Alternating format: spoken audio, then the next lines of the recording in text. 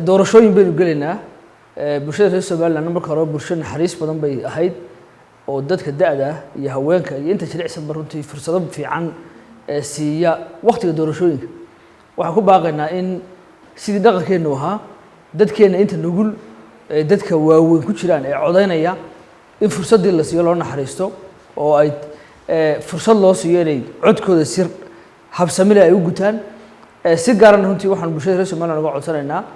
in wax kasta oo caqabad ku noqonaya haweenku inay codkooda dhiibtaan oo tacaddi u keenaya inay qayb ka noqdaan sidii loo soolin lahaa sidii meesha looga saar lahaa sidii aynu awalba gacmaha isku qabsan jirnay ee wada jirka ahayd ee isku naxariisanaynay ee bulshadu ciidanka u caawinaysay haweenka jilicsan u caawinaysay dadka nugulna runtii ay u caawinaysay in caawimadii ay u sii laban maadaama doorashadan ay tahay mid isku sidkan oo dowladii hoose la dooranayo baarlamaanka la dooranayo culayskii berigii hore mid ka ballaaran runtii u jiro